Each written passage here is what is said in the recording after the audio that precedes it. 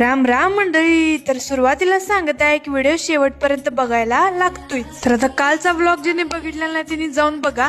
आणि आपण कालच सांगितलेलं की आपण आजच्या व्लॉग मध्ये एका दादांचा सत्कार घेणार आहे, तो व्हिडिओच्या शेवटला. उन्हाचा चटका तर आज लईच लागत होता. ऊन असून दे नाहीतर पाऊस, आपण तर काही सुट्टी देत नसतोय.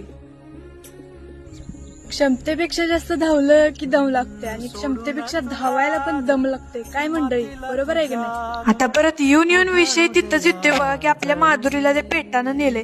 त्या पेटाला माझं एकच सांगणं, आमच्या घरात एक पाळीव बोका आहे, तो काल परवाच आमच्या काकीच्या हाताला चावलाय. आता त्याला तेवढं घेऊन जा बाबा आणि आमच्या माधुरीला परत सोड. आता साक्षी प्रॅक्टिस वरनं माग आली तर साक्षीसाठी एक सरप्राईज होतं बघा. हा तर अहो कुठलं सरप्राईज, गोट्यातलं मेंबर बाहेर गेल्यामुळे का ना आपल्याला हे सगळं चकचकीत करायचं होतंच. कसं आहे मंडळी, आपला जन्म शेतकऱ्याच्या घरात झालाय, त्यामुळे कामाला लाजायचं नाही. तर शेतकरी माणूस कुठल्याही क्षेत्रात जाऊन दे एकदम टॉपलाच असणार. तर विषय शेवटी तिथं झाला बघा. एका दादाने आपल्याला कमेंट केलेली, कॅप्शन मध्ये त्यांची आयडी मेन्शन करतोय बघा. मग काय तर मंडळी, चुकीला माफी नाही.